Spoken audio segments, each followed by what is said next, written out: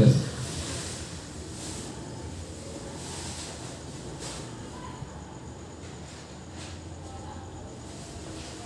Bismillahirrahmanirrahim.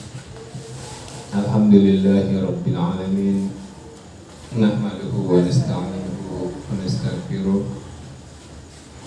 Wa na'udzu billahi min shururi anfusina wa min sayyiati a'malina. May yahdihillahu fala mudilla lahu wa may yudlil fala hadiya lahu. Asyhadu an la ilaha illallah wahdahu la syarika lahu wa asyhadu anna Muhammadan abduhu wa rasuluh. Allahumma shalli wa sallim ala nabiyyina Muhammad. Allahumma shalli ala Muhammad wa ala ali Muhammad kama shallaita ala Ibrahim wa ala ali Ibrahim fil alamin innaka Hamidum Majid.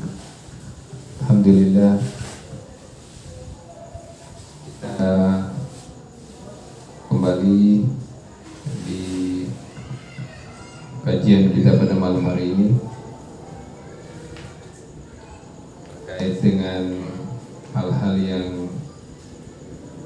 menyebabkan seseorang jatuh dalam perkara-perkara yang dia tidak sadari, padahal hal tersebut adalah bahagian dari kesyirikan pada Allah Subhanahu wa taala. Nah, dan di antara hal-hal yang dilarang oleh Allah Subhanahu wa taala, sebagaimana sudah kita jelaskan kemarin, yaitu terkait dengan menggantungkan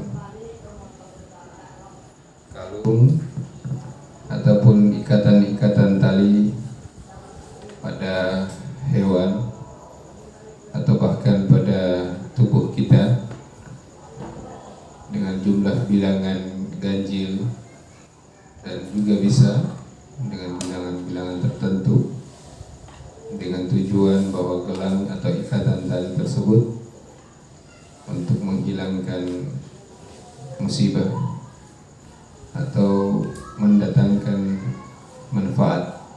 Jadi sudah kita sebutkan, apapun bentuknya ikatan-ikatan tali, baik itu di mobil kita, di rumah, ataupun pada tubuh kita atau pada hewan yang dipelihara, atau bahkan disebutkan pada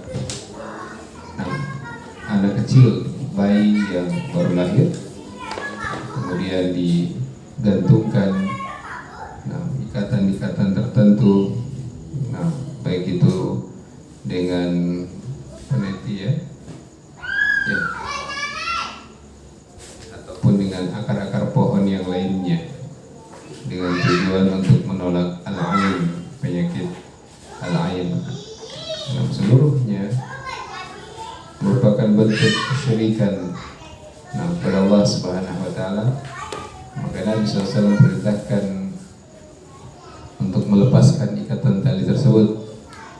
Walaupun itu hanya sekedar untuk menolak penyakit demam, al-humma. Ya, ada orang yang menggunakan tali untuk menolak penyakit demam, ya, ataupun gelang, ataupun apa yang semisal dengan itu.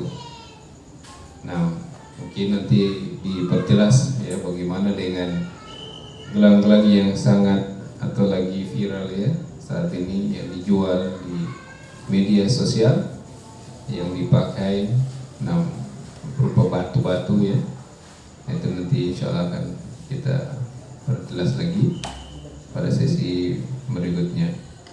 Dan ini pernah disaksikan oleh Nabi SAW. Ada seorang laki-laki yang di tangannya itu biyadihi khaytun aw khiyatun, ada tali. Kemudian Nabi SAW bertanya, untuk apa tali ini? Kata laki-laki tersebut, ini untuk menolak demam, supaya tidak demam. Maka kata Nabi SAW, lepaskan itu ya. Kemudian Nabi Nabi sallallahu alaihi wasallam bacakan ayat A'udzubillahi minasyaitonirrajim. Wa may yu'minu aktsaruhum billahi illa wa hum musyrikun. Nah, orang yang melakukan hal-hal tersebut, nah, itu tidak dianggap beriman kepada Allah Subhanahu wa taala. Bahkan kebanyakan dari mereka itu illa wa hum musyrikun, masih mempersekutukan Allah Subhanahu wa taala. Dan ini juga kadang kita lihat di keluarga kita, menggunakan gelang, kadang gelang kaki atau yang semisal dengan itu. Nah, kalau dia gunakan itu sebagai hal-hal yang mubah, artinya untuk fashion ya, untuk gaya-gaya, maka tentu ini juga kalau dikaji lebih dalam lagi dengan tujuan untuk mendatangkan, berharap agar seseorang itu suka kepada dirinya dengan penampilan seperti itu. Kalau dia laki-laki, maka ini bisa masuk dalam bab yang lainnya, yaitu tasyabbuh, menyerupai perempuan. Sebab yang bisa pakai gelang kaki cuma perempuan. Nah, adapun kalau laki-laki ya tasyabbuh, menyerupai, dan ini dosanya lain lagi. Nah, man tasyabbaha biqaumin fa huwa minhum. Siapa yang menyerupai suatu kaum, maka dia bahagian dari kaum tersebut. Kemudian termasuk juga di dalamnya adalah bacaan atau kertas atau air atau apapun bentuknya. Tala ay qara'a al-ayata mustadallan bihi ala inkari ma ra'a. Apapun yang dia bacakan pada benda-benda tersebut, dia bacakan benda-benda tersebut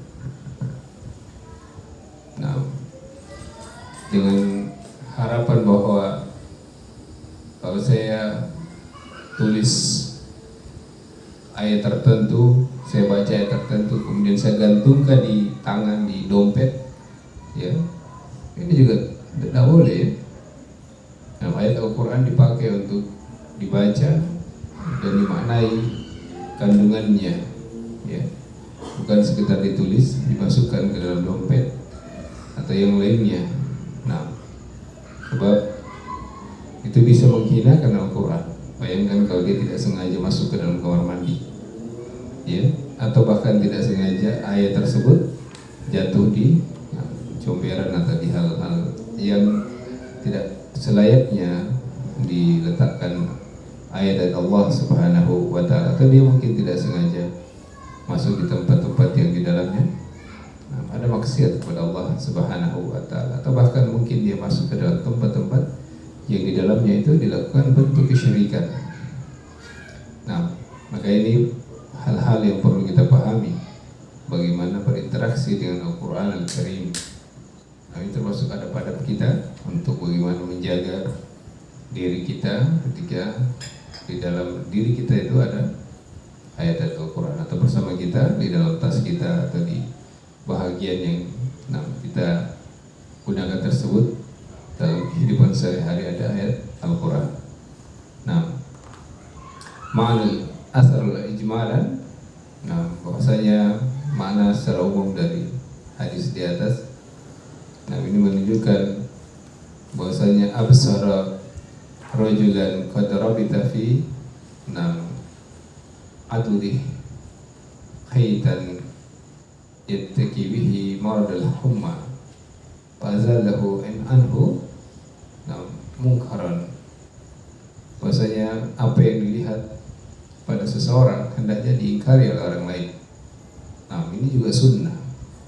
Jadi bukan cuman di hadis ini saja, tapi Nabi SAW berikan contoh kalau seseorang melihat saudaranya menggunakan ya tali-tali tertentu dengan tujuan-tujuan untuk menolak penyakit ataupun menolak bala atau yang lainnya, hendaknya dia segera menghilangkan gangguan atau gantungan-gantungan tersebut. Nah, ini sunnah ya. Jadi tidak boleh dia mendiamkan, apalagi anaknya, apalagi saudaranya, apalagi ponakannya yang misalnya anak bayi, kemudian dia biarkan ya menempel padanya dalam bajunya atau di bajunya gantungan-gantungan tertentu. Ini hendaknya dia melepaskannya. Nah, ini bagian dari sunnah Nabi SAW. Walaupun yang alasan apapun, tetap dilepas dan mengingkari hal tersebut. Nah, mengingkari hal tersebut karena inilah yang disebut dengan firman Allah Subhanahu wa taala di atas. Bahwa orang-orang kebanyakan itu menganggap dirinya beriman, tapi pada hakikatnya aksaruhum billahi illa wa hum musyrikun.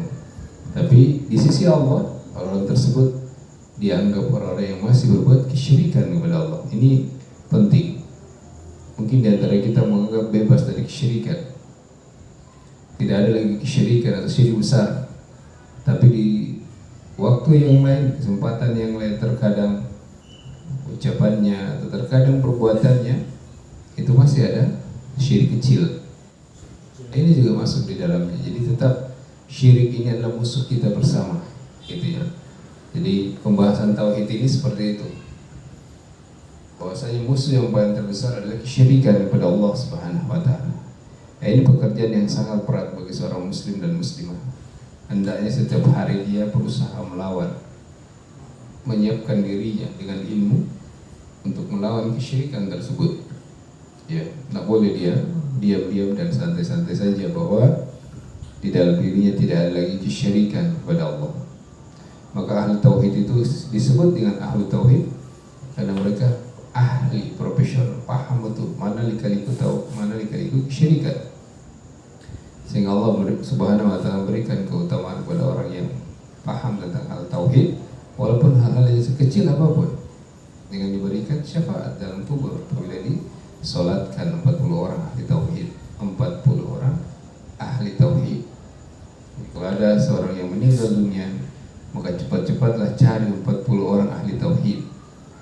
Dan luar biasa di Jambi ini kita tidak tahu, ya. Nah, bagian mana mereka tinggal. Maka ini penting bagi kita semuanya, dan tidak sebaliknya. Kadang kita ketika meninggal saudara kita, keluarga kita, sanak famili kita, yang pertama kita cari itu terkadang bukan itu.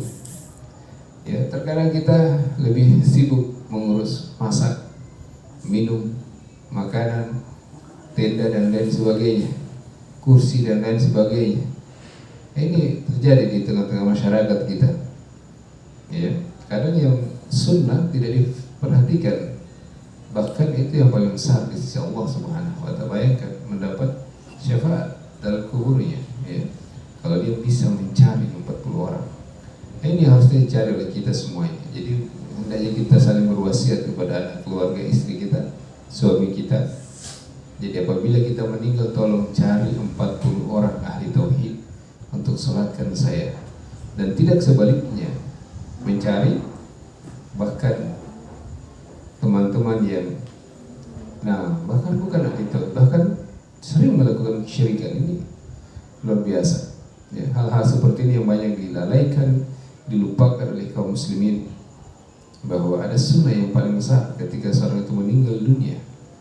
Bukan hanya sekedar dikafani, disiapkan pemandiannya, tapi ada jauh lebih besar dari itu, yaitu menyiapkan orang-orang yang mau menyolatkannya. Dan ini paling sering kita lihat, hampir tidak ada di masyarakat.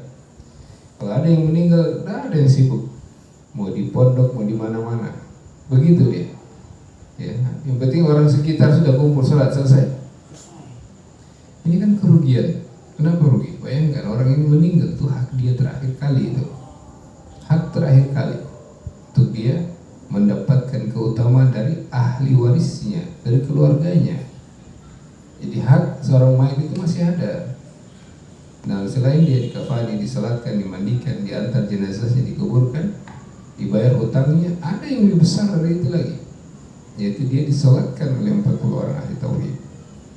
Ini yang kadang kita lihat ya, di mana saja tidak ada kita lihat hal-hal yang seperti itu. Mereka anggap bahwa siapapun menyolatkan seorang yang meninggal itu, insya Allah dia dimaafkan. Nah, ini yang kekeliruan, ya, banyak kita jumpai di tengah masyarakat, ya, dengan sekedar mengucapkan saksikan wahai jemaah, orang ini baik, khair. Tidak seperti itu. Nah, yang sunnahnya adalah mencari ahli tauhid, orang yang paham tauhid dan orang yang tidak melakukan kesyirikan. Diajak dia, dijemput dengan mobil, istimewakan dia datang. Kenapa? Karena orang inilah yang insya Allah dengan izin Allah bisa memberikan syafaat kepada si mayit tadi. Nah, ini yang perlu kita siapkan sedini mungkin. Jangan sampai kita lalai lagi, ya. Dulu mungkin sudah terlewat, ya. Banyak keluarga kita meninggal dunia, kadang kita tidak menghidupkan sunnah ini. Luar biasa sunnahnya.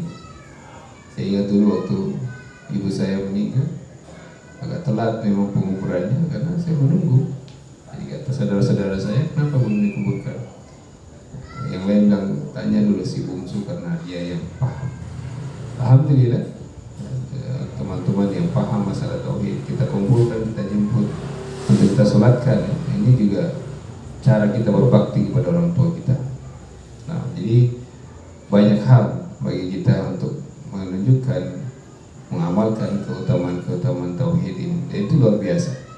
Tidak ada amalan lain yang bisa membandingi, menandingi orang yang memahami tauhid. Nah, bahkan orang yang paham tauhid ini meninggal dia saja, meninggal dunia, belum lagi Allah Subhanahu wa taala masukkan atau hisab dia di akhirat, dia sudah dapat syafaat. Yang kedua, seandainya dia tidak ada lagi pahala, sudah semua dosa sudah. Selama 60 tahun, 50 tahun hidupnya berdosa, bikin dosa, maksiat, segala macam. Lalu dia membawa satu saja, kalimat la ilaha illallah. Tetapi kalimat la ilaha illallah ini dia ilmui, kata ulama, dia punya ilmu tentang kalimat itu. Bukan sekedar dia hafal la ilaha illallah, la ilaha illallah. Tidak seperti itu. Dia paham betul bahwa tidak ada ilah sesembahan yang berhak untuk saya sembah kecuali Allah. Dan dia bertekad dalam dirinya, sampai saya mati pun, bahkan saya dibunuh sekalipun, saya tidak akan mau mempersekutukan Allah dengan apapun juga. Dia berazam dalam hati. Ini yang benar. Jadi bukan sekedar dia hanya mengucapkan la ilaha illallah 100 kali, 200 kali, tidak. Ini keutamaannya orang yang memahami tauhid. Kemudian kata beliau juga, ingkar laysa khaytul li raf'il bala'i aw daf'i aw syirk. Harus ada pada diri kita keyakinan untuk mengingkari kalau ada orang yang menggunakan benang-benang tertentu, gantungan-gantungan tertentu untuk menolak bala, seperti di rumah ya, ada macam-macam di rumah, atau bahkan menggantungkan foto tertentu. Sekarang fenomena ya, kita lihat ada yang menggantungkan foto tertentu bahkan di dalam rumah makan, seolah-olah kalau tidak ada foto itu, nah rumah makannya tidak beruntung, tidak mendapatkan pelanggan. Atau bahkan di dalam rumah banyak itu ada foto ulama tertentu. Nanti kita akan bahas nanti. Ini masuk seluruhnya ini. Ya, syirikan kepada Allah Subhanahu wa taala. Wallahu taala a'lam bishawab. Subhanallahu wa bihamdihi, asyhadu an la ilaha illa anta, astaghfiruka wa atubu ilaik.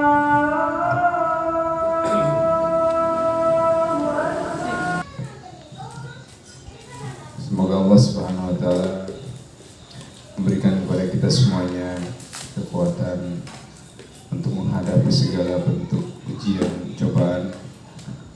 Semoga Allah Subhanahu wa taala memberikan kepada kita semuanya hidayah untuk mempelajari ilmu yang dibawa oleh baginda Nabi sallallahu alaihi wasallam. Semoga Allah Subhanahu wa taala memberikan kepada kita istiqamah di atas ilmu syar'i, di atas ilmu tauhid, sampai Allah Subhanahu wa taala mewafatkan kita semuanya. Semoga Allah Subhanahu wa taala masukkan kita semuanya, keluarga, saudara kita, orang tua kita, min ibadihil mukhlisin, adalah golongan hamba-hamba yang ikhlas. Semoga Allah Subhanahu wa taala berikan kepada kita ampunan, rahmat, taufik, inayah. Semoga Allah Subhanahu wa taala berikan kepada kita semuanya rezeki yang halal dan thayyiban mubarakan fihi. Rabbana zalamna anfusana wa lam taghfir lana wa tarhamna lanakunanna minal khasirin. Rabbana atina fid dunya hasanah wa fil akhirati hasanah wa qina adzabannar. Subhanaka rabbika rabbil Siti amma yasifun. Assalamualaikum warahmatullahi wabarakatuh. Alhamdulillahirabbil alamin. Baik. Silakan diskusi, mau tanya apa kita diskusi sama-sama. Ustaz, tadi kau ngomong nih orang ahli fikih ya, yang untuk sembahyang kita 40 orang tadi dah. Tauhid. Ciri-ciri orang yang tauhid itu apa, Ustaz? Ada ini kusuruh dah, tahu deh yang tidak. Ciri-cirinya gitu nah, lah dijemput ya tahu. Nggak bikin kusut. Yang punya ilmu tauhid itu. Iya betul. Ahli tauhid. Pernah dulu memang kita sempat bertanya-tanya juga waktu kita pelajari hadis tentang itu waktu dulu. Siapakah orang-orang yang dimaksud ahli tauhid itu? Iya. Jadi secara zahir ahli tauhid itu 6. Yang pertama orang yang memang kita tahu sudah mempelajari tauhid secara zahir. Kita tahu dia memang sudah ngaji tauhid. Ustaz, maksud secara zahir itu kayak mana? Secara zahir artinya dia ikut pengajian tauhid. Dia ikut pengajian tauhid dan dia memang amalkan dalam kehidupan hari-harinya. Kemudian setelah itu dia istiqomah dengan itu.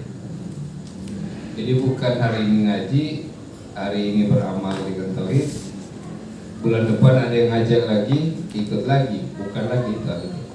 Ahli tauhid syarat yang berat itu summastaqim. Kata Nabi SAW dalam hadis Arba'in Nawawiyah, Qul amantu billah summastaqim. Ada seorang sahabat yang bertanya kepada Nabi, ya Rasulullah, minta alimni syai'an, ajarkan kepada aku sesuatu yang aku tidak lagi minta yang lainnya, bahkan kepada manusia. Nasihatnya sangat singkat, tapi maknanya luar biasa. Kata Nabi SAW tadi, Qul, katakanlah amantu billah, aku beriman kepada Allah. Summastaqim. Kemudian kamu istiqomah dengan keimananmu, dan keimanan itu dasarnya tauhid. Bertauhidlah kalian. Setelah bertauhid, istiqomahlah dengan tauhid kalian. Karena kalau dia tidak istiqomah, nanti hilang lagi pahalanya, masuk lagi syaitan di dalamnya. Pokoknya tauhid begitu dia kayak junnah, perisai. Sama dengan puasa. Puasa itu perisai bagi orang yang berpuasa. Ketika dia meninggal, puasanya nanti menjadi perisai bagi dia untuk terkena jilatan api neraka. Maka sama dengan tauhid. Tauhid itu juga perisai. Bahkan tauhid perisainya seluruhnya di dunia, bahkan sampai di akhir dia jadi perisai tauhid itu. Jadi kalau ada orang yang meninggalkan ilmu tauhidnya, itu sama halnya ibarat kata kalau dia itu lagi perang, perisai itu benteng baja. Dia lagi dengan tank baja sebagai perisai dia dari tembakan musuh, senjata bukan senjata tank tapi senjata biasa. Sulit nggak bisa tembus karena dia di dalam tank itu sembunyi. Kapan dia keluar dari tank itu, binasa dia, habis dia. Apa habisnya? Pahalanya habis. Kita selama ini menganggap gampang, tauhid itu gampang, mudah. Bahkan orang-orang yang belajar tauhid pun menganggap aku yang betul belajar tauhid sudah pasti aku paham. Yang penting jangan bikin syirik. Iya, memang itu teorinya. Jangan bikin syirik. Iya, tapi pernah nggak besok pagi orang yang mengucapkan ini bisa diamalkan tadi? Dia nggak berbuat syirik kepada Allah. Buktinya apa? Buktinya tadi kita tanya sama dia, yang Anda lakukan tadi, niat pergi dengan mobil kemana? Ke si A, si B, si C, atau niatnya karena apa? Hah? Bingung nih. Itu makanya beratnya tauhid di situ. Tidak bisa dia merasa bosan ya, apalagi bosan. Dia niatkan terus. Karena tauhid itu benteng, makin dia punya benteng yang kokoh, maka makin aman dia dari syaitan. Maka setan menyebutkan dalam Al-Quran, bahwa setan itu tidak bisa menggoda hamba Allah Subhanahu wa taala min ibadihi mukhlasin. Dari hamba-hambamu yang ikhlas ya Allah. Siapa yang ikhlas dimaksud? Orang yang ahli tauhid. Setan nggak bisa masuk dari samping, dari depan, dari belakang. Kenapa? Karena yang dia ucapkan ketika dia melangkah kaki maju ke depan karena Allah. Dia menengok ke kanan yang dia lihat karena Allah. Dia melihat ke kiri yang dia lihat karena Allah. Dia lihat ke belakang apa yang terjadi karena Allah. Seluruh aktivitasnya karena Allah. Jadi dia seperti benteng yang kokoh. Jadi sulit dimasuki oleh syaitan. Bahkan syaitan sebutkan nama Allah, sebutkan nama orang syaitan. Tidak bisa. Kembali lagi bahwa ahli tauhid itu orangnya dia ahli, dia dalam kehidupan sehari-hari dia ahli betul. Dia tahu mana ada yang syirik kecil di situ, dia tahu mana kalau saya begini ada syirik jangan. Kalau saya berikan sesuatu sedekah masih ada riya, syirik jangan. Atau kalau ketika dia ada hal-hal acara tertentu dia sembunyikan ibadah. Dia tahu ini kalau saya sebutkan ini terjadi jatuh dalam syirik kecil. Jadi syirik kecil itu yang paling berat. Makanya Nabi SAW menyebutkan dalam hadis yang sahih, akhwafu ma akhafu alaikum syirkun asghar. Yang paling ditakutkan dari semua yang paling ditakutkan dari Nabi SAW adalah syirik kecil. Dan ini tidak disebutkan lagi di hadis yang lain, cuma hadis ini satu-satunya hadis ini saja yang Nabi memberikan takkid penguatan. Sungguh ya, dari semua yang paling aku takutkan sudah ada sungguh lagi, ditambah lagi yang paling aku takutkan. Artinya luar biasa perkara itu yang sangat besar. Dan ucapan beliau ini salah satu ucapan yang diucapkan oleh Nabi SAW sebelum beliau meninggal dunia. Artinya betul-betul ini penutup. Hati-hati gitu. Karena Nabi sudah mau meninggal ini dipesankan lagi di hadis yang lain disebutkan umati, tapi di hadis yang lain juga disebut tadi yang paling aku takutkan kepada kalian wahai sahabat. Kenapa? Karena syirik ini luar biasa. Dan seorang ahli tauhid di dalam kehidupannya pagi, siang, sore dan malam dia berpikir tentang tauhidnya. Makanya orang berzikir dengan subhanallah. Kalau orang ahli tauhid itu dia hanya berzikir dengan ini karena Allah atau tidak karena Allah. Ya, beda ya. Orang yang berzikir la ilaha illallah, la ilaha. Dengan orang yang ketika dia keluar rumah dia berpikir saya mau ke si A, mau ke si B. Karena Allah atau tidak ya. Dia mau keluar rumah saja, dia mau pakai sandalnya, mau melangkahkan kakinya ke tetangganya. Dia sudah niatkan saya ke tetangga karena Allah atau tidak.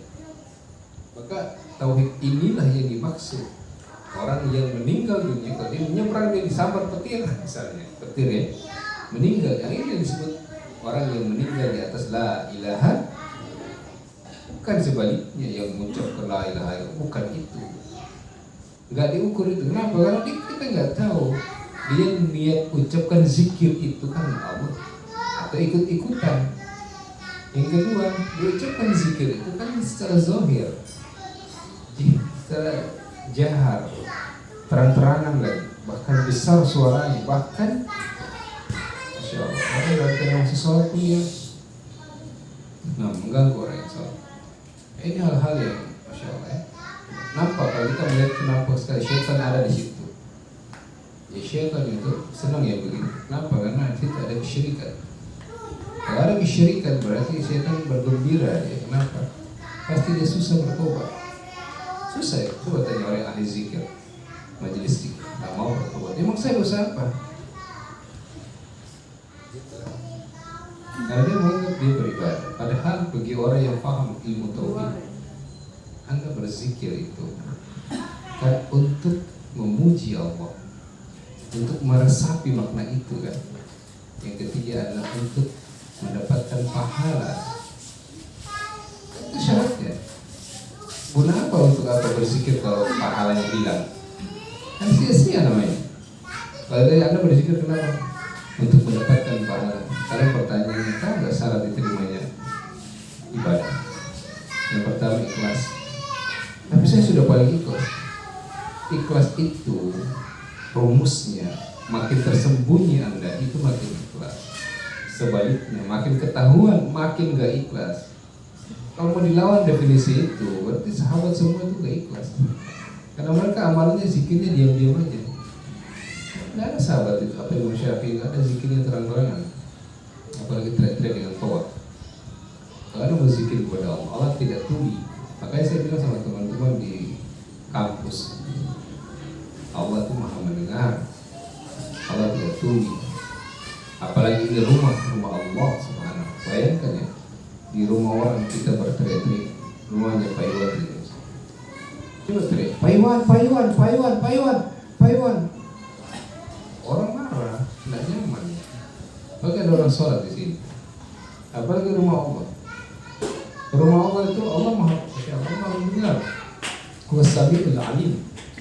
Allah maha mendengar dan maha mengetahui. Itu nama dan sifat Allah. Itu tauhid itu. Sekarang kalau orang tidak meyakini Allah maha mendengar, maha mengetahui, lalu tauhidnya mau kemanakan? Nama dan sifat Allah itu gunanya untuk apa? Bahkan bukankah Allah menyebutkan nama dan sifatnya untuk manusia itu paham bahwa kalau dia mengucapkan sesuatu, bahkan belum dia ucapkan lagi, Allah maha mengetahui apa yang ada dalam niatnya. Apalagi zikir yang sudah diucapkan, ini sangat mudah bagi Allah. Apa yang terkandung di dalam hati seorang hamba disebutkan dalam Al-Quran. Ma dhahara minhu wa ma batan. Apa yang nampak maupun apa yang tersembunyi, Allah Maha tahu. Maka disebut al-alim. Ini kan ilmu ini tauhid ini. Ilmu asma wa sifat. Nama-nama dan sifat Allah Subhanahu wa taala itu tauhid. Cuma tidak disebutkan di sini. Kenapa? Karena ilmu asma wa sifat itu ilmu tauhid yang tinggi, lebih tinggi dari ini. Dia tertinggi dari asma wa sifat karena dia sudah sangat dalam. Yang kita pelajari ini termasuk masih muqaddimah. Termasuk ilmu yang paling tinggi itu adalah ilmu tauhid tentang asma dan sifat Allah. Bayangkan, nama dan sifat Allah itu yang banyak bikin orang salah jalan. Nah, maka kembali lagi bahwa tauhid itu mereka paham dalam setiap kondisi dimanapun dia berada. Ini hebatnya di tauhid. Dia diundang baca yasinan, dia senang aja dia baca diam-diam. Apa baca tauhid yasin diam-diam? Anda undang saya baca yasinan, saya baca. Tapi harus besar. Kenapa harus ikut Anda? Saya kan ikut Nabi SAW. Nabi memerintahkan sembunyikan ibadah. Kenapa harus Bapak tahu ibadah saya? Begitu ya? Iya. Nah, ini kan hal-hal yang kadang orang lalai dengan itu. Bahkan Imam Syafi'i, Imam Ahmad pun begitu. Kita jujur saja karena Bapak Ibu semua sudah sangat dewasa ya, menyikapi perbedaan ini, berpengalaman, tahu semua khilaf perbedaan pendapat. Tapi sekali lagi kita rasional. Ya, maka Imam Syafi'i sendiri pun menyebutkan itu. Nah, bahwa akal atau kias itu boleh dalam Islam. Dan terkenal Imam Syafi'i menggunakan kias. Kalau tidak ada dalil, syaratnya begitu. Bukan kias di depan, dalil di belakang, ini keliru. Maksudnya Imam Syafi'i, kias itu nanti muncul setelah tidak ada dalil dari Quran, hadis maupun ijma'. Kalau ada itu nggak boleh pakai kias. Ini hukumnya. Ini kan tidak sembarangan kita menggunakan ujung-ujung kias dulu. Nggak bisa. Dalil dulu. Kalau nggak ketemu dalil baru kias.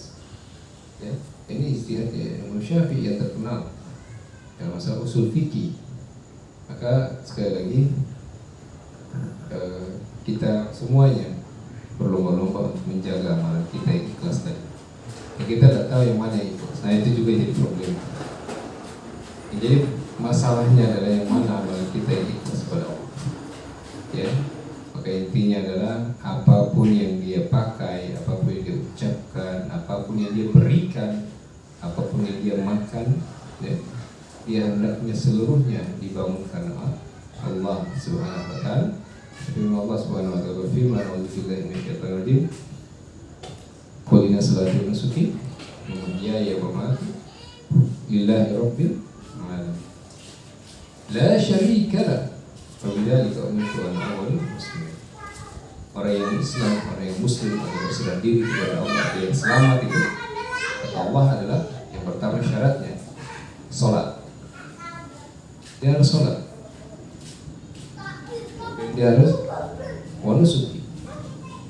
Dia harus berkurban. Sunnah Nabi. Nah, artinya apa? Berkorban ini adalah sunnah. Tapi kalau dia punya kemampuan, dia tidak boleh ingkari ini. Apa dia orang yang tidak zakat mal, dia tidak boleh ingkari ini. Karena ini sunnah, ini rukun keimanan. Kalau dia disebut Muslim, dia amalkan sunnah Nabi. Ini dalil dari Al-Quran yang sangat jelas. Kadang kita salah paham ya. Menyembelih sesuatu hewan, dan itu masuk ibadah harta. Ya, wa mahyaya wa mamati, hidupku dan matiku seluruhnya untuk Allah. Inilah ahli tauhid. Dia niatkan kehidupannya sampai dia meninggal hanya untuk Allah, bukan untuk istri atau suami, atau untuk anaknya, keturunannya, cucunya, apalagi untuk bangsa dan negara. Ini yang kita kadang-kadang berjuang untuk apa? Untuk bangsa dan negara. Nah ini akhirnya orang meninggal dunia. Kenapa kau meninggal? Saya membela negara. Ini kan ngeri ya. Harusnya membela agama. Tapi kita mohon supaya mereka diberikan hidayah oleh Allah Subhanahu Wa Taala. Dan yang terakhir, orang yang ahli tauhid itu, yang salah satu sifatnya adalah mereka pada diri mereka tidak terdapat tawasul perantara antara dia dengan Allah, bebas, tidak ada pakai tawasul. Itu ahli tauhid, betul-betul hanya satu Allah, dia bersandar. Nah, beda kalau dia meminta doa, itu beda. Tapi kepada orang tua atau yang masih hidup itu berbeda.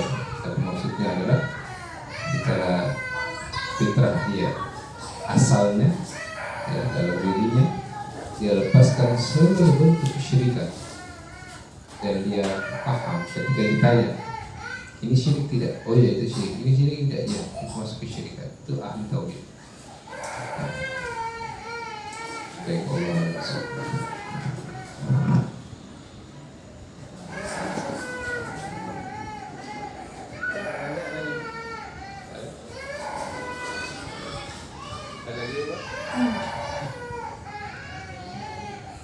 Ini di luar ini Ustaz.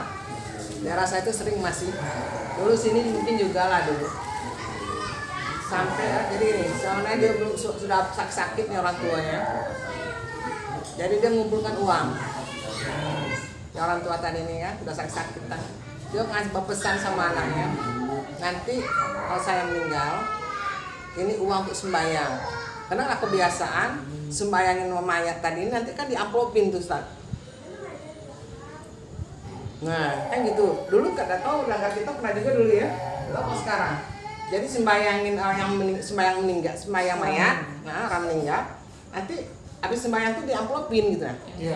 Nggak sholat, ya kan? Nah, jadi daerah kami masih tuh Ustaz. Jadi kalau orang tua tuh udah tua, kadang-kadang udah sakit lah, tua lah. Kan sudah ngumpulin. Katanya apa Mbak?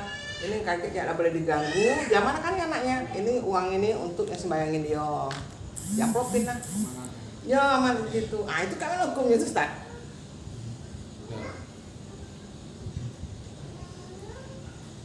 Ini yang amanahkan orang yang sudah meninggal atau ahli warisnya.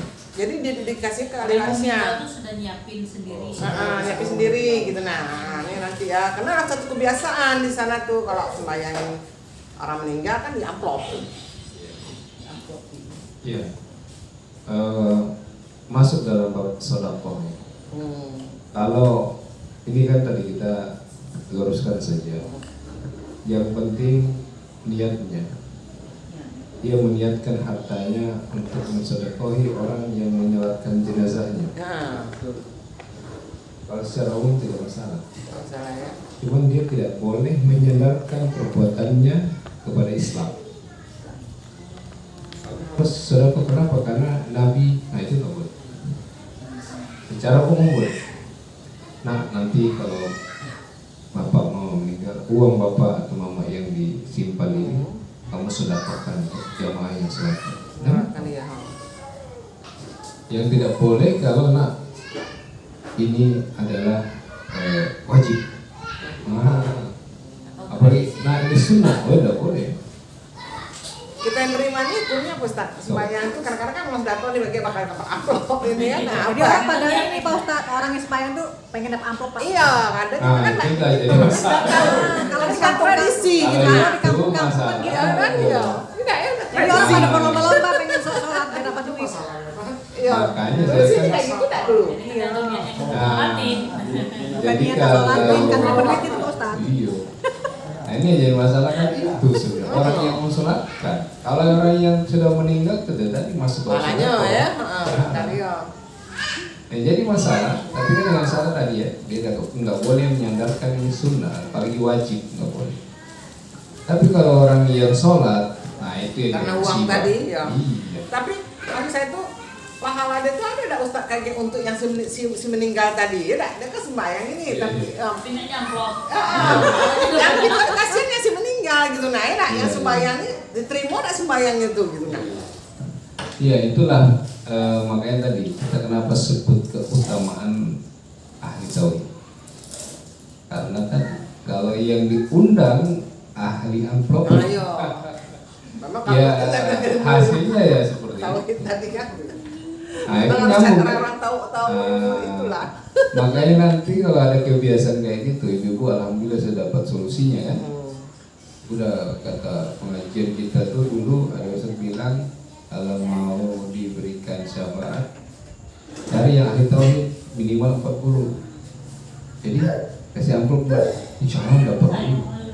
Kalau mau dikasih ya jangan niatkan karena dia ini diam-diam aja. Jadi dikompromikan dua pendapat. Jadi cari ahli tauhid, setelah itu kasihlah mereka amplop.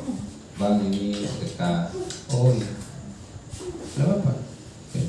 Tapi kalau sudah kayak tadi, setiap yang meninggal orang-orang itu, orang itu terus, wih, ngaku walaupun dia jauh, datang dia, ngaku ngos-ngosan. Ayo cepat wudu. Ini yang musibah. Sholat ke masjid tidak pernah. Musibah bagi keluarga sudah kena musibah. Tambah lagi musibah orang yang sholat bukan karena Allah, kan dua kali musibah, ya. Nah, jadi sekali lagi ya kebiasaan-kebiasaan kayak gini yang perlu kita hindari. Karena memang terlihat mudah ya, tapi itu bisa terjadi dosa besar. Ya. Jadi alhamdulillah ya, kalau masih ada ya dinasihat. Tapi kalau kita misalnya mau motivasi anak Ustaz, apal surat ini ya, kayak kesan dapat amplop kalau bisa baca ini, nah gimana Ustaz? Kalau udah sama gitu, kemarin ditanya sama Baci, ini dapat amplop, gimana tuh Ustaz? Iya. Tidak lebaran saya Ustaz. Kan jadi kalau mau harus apa kayak ini kalau mau dapat amplop gitu motivasi tapi niat Iya. saya kan. Ini pertanyaan juga memang Masya Allah ya. Ini kebetulan buat semua kita ibu bapak ini. Ini kena buat kita semuanya. Karena ya, jadi yang jelas cara kita mendidik anak kita ini pertanyaannya memang simple tapi realitanya sangat besar dampaknya untuk akidah dan tauhid anak kita. Bahkan untuk kita sendiri. Kata guru kami itu yang pertama, kalau anak-anak mau diperintahkan hafal Quran atau ibadah apapun memang tidak boleh diiming-imingi. Itu kita sudah mengajarkan mereka berbuat kesyirikan dari kecil. Saya tidak sempat memang mau bahas ini, tapi ada pertanyaan ini Masya Allah ya. Saya ini 1 tahun ya. Saya ada 1 tahun sejak lebaran ya. Iya. Amal besok ada lagi Iya. Tinggal ucapannya yang dirubah. Oh gitu ya. Pak Sampai yang ucapannya. pintar, dapat amplop gitu lah lagi ya. Masya Allah anak soleh dikasih. Tapi kamu sudah sholat belum? Belum. Nah kalau itu nggak kasih. Nah, ini bedanya tipis ya. Masya Allah anak soleh, kasih dia amplop. Masya Allah anak soleh, ini hafizah Masya Allah, dikasih amplop. Tapi kalau nak ini, kamu pergi hafal Quran, hafal hadis, atau kamu sholat, nah ini, nah itu yang ngajarkan. Itu setan itu dari anak kecil memang sudah berusaha menyimpangkan, tergelincirkan dia. Yang kira setan itu nanti ketika sudah besar kayak kita, udah lah. Dan dia masih akil, belum akil balik, itu memang sudah masuk setan. Ya. Makanya Nabi bisa perintahkan ketika sudah azan, perintahkan anak-anak kalian masuk rumah. Karena sesungguhnya syaitan jin itu bertebaran keluar. Nah, anak-anak ini kan ada juga yang bisa memasukkan jin, cuman kata sebagai ulama atau hadis Nabi kalau saya tidak salah ingat, mudah meruqyah. Karena jin itu kalau di anak-anak itu seperti yang menempel, mudah masuk, mudah lepas.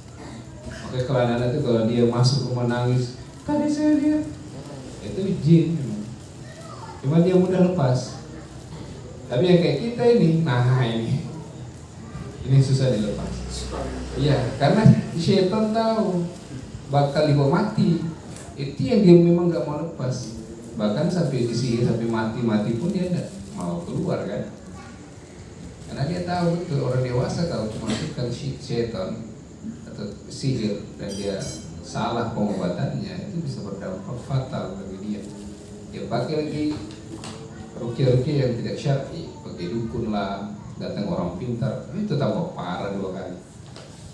Ya, jadi sekali lagi ajarkan anak-anak kita ya, keikhlasan. Nah, pergilah sholat karena Allah. Begitu pulang, nah ini hadiah. Hadiah apa? Tidak apa-apa, hadiah. Jangan disebutkan hadiah karena kamu sudah sholatkan jenazah, jauh boleh. Memang tipis perbedaannya.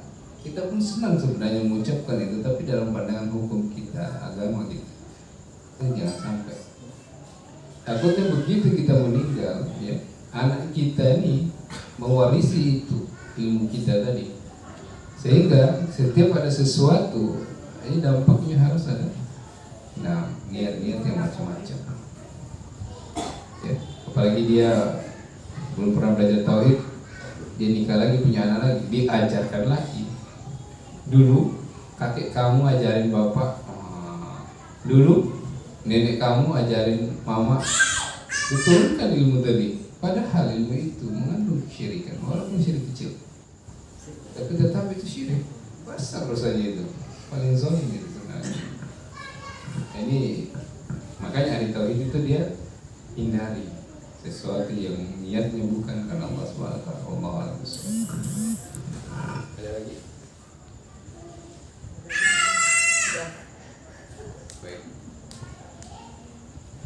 Jam 2 tadi kan?